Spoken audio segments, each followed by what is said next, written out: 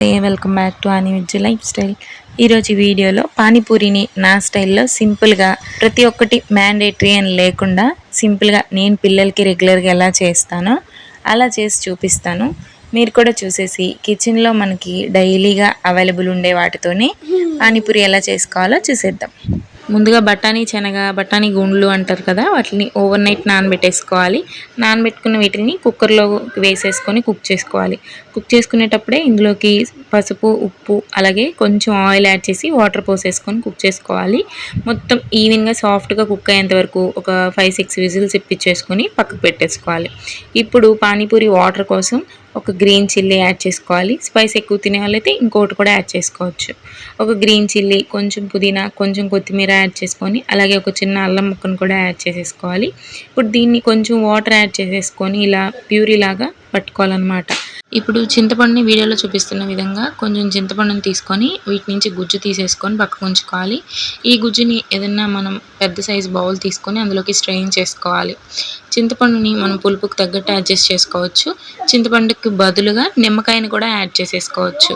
ఇప్పుడు చింతపండు పులుసు స్ట్రెయిన్ చేసుకున్న ఇందులోకి ముందుగా మనం ప్యూరీ చేసి పెట్టుకున్నాం కదా, కొత్తిమీర పుదీనా ప్యూరీని కూడా ఇందులోకి స్ట్రెయిన్ చేసేసుకోవాలి. మీకు కావాలంటే అలాగే వేసేసుకోవచ్చు ప్యూరీతో పాటు తినగలిగే వాళ్ళైతే, లేదంటే ఇలా స్ట్రెయిన్ చేసేసుకోవచ్చు. ఇలా స్ట్రెయిన్ చేసుకుని ఇందులోకి కొంచెం ఉప్పు, కారం అలాగే చాట్ మసాలా యాడ్ చేసుకొని వాటర్ యాడ్ చేసుకున్నాను. ఫైనల్గా కొంచెం చాప్ చేసుకున్న కొత్తిమీర కూడా వేసేసి గార్నిష్ చేసుకొని పక్కకు ఉంచేసుకున్నాను.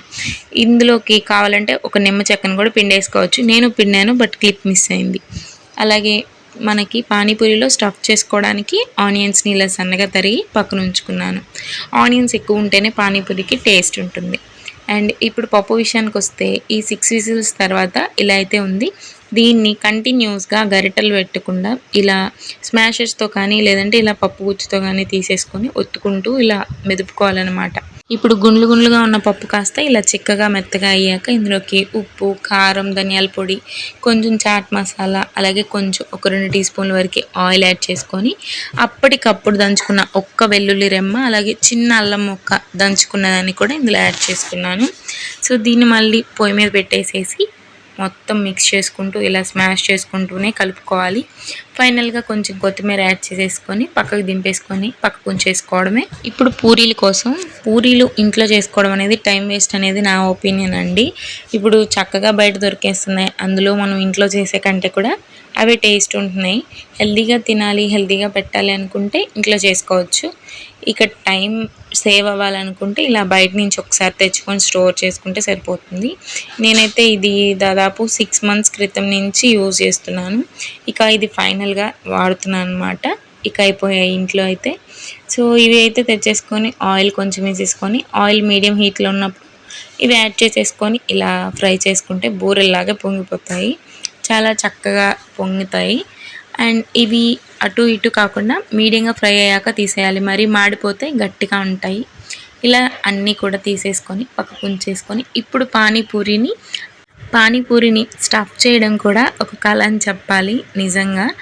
ఒకసారి ఇలా పానీపూరిని తీసుకొని పలుచగా ఉన్న సైడ్ ఇలా హోల్ చేసుకొని ఇందులోకి పప్పుని యాడ్ చేయాలి. పప్పులో అలాగే ఆనియన్స్ కూడా యాడ్ చేయాలి. ఇక్కడ మీరు కావాలంటే క్యారెట్ తురుము, కొత్తిమీర తురుము అలాగే మిక్స్చర్ ఇవన్నీ యాడ్ చేసుకోవచ్చు. నేనైతే యాడ్ చేయట్లేదు. అండ్ మనం రెడీ చేసి పెట్టుకున్న ఈ రసంలోకి కూడా ఒకసారి ముంచేసుకొని తినేయడమే. ఇక నోట్లో బ్లాస్ట్ అన్నమాట.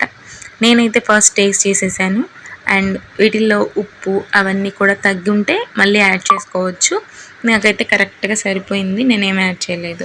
అండ్ మా పిల్లలు అయితే ఇప్పుడు తినేస్తున్నారనమాట. పిల్లలకి పెట్టే ఏదైనా సరే సింపుల్గా అది ఉండి లేనట్టు చేస్తేనే టేస్టీగా ఉంటాయి, అలాగే హెల్తీగా కూడా ఉంటాము.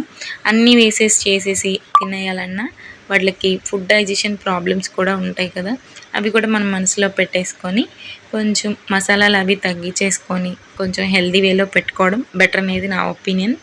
అండ్ ఆల్మోస్ట్ పేరెంట్స్ అందరు కూడా ఇలాగే ఆలోచిస్తారు.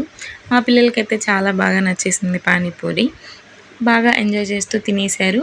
అండ్ మా వీడియో మీకు నచ్చితే ఖచ్చితంగా లైక్ చేయండి. అండ్ మన వీడియోస్ అందరు చూస్తున్నారు కానీ సబ్స్క్రైబ్ చేయట్లేదు. ప్లీజ్ నా ఛానల్ని సబ్స్క్రైబ్ చేసుకోండి. అండ్ ఇంతవరకు సబ్స్క్రైబ్ చేసుకున్న ప్రతి ఒక్కరికి కూడా పేరు పేరున ధన్యవాదాలు. అండ్ పానీపూరి ఫైనల్గా నేను తింటున్నాను. ఒకసారి తినేటప్పుడైతే మా హస్బెండ్ జోకులు వేస్తూ ఉన్నారనమాట. సో అందుకే నవ్వుతూ ఉన్నాము. ఇంతటితో అయితే వీడియో ఎండ్ అయిపోతుంది. And until then keep watching అని విజ్ లైఫ్ స్టైల్. Bye bye.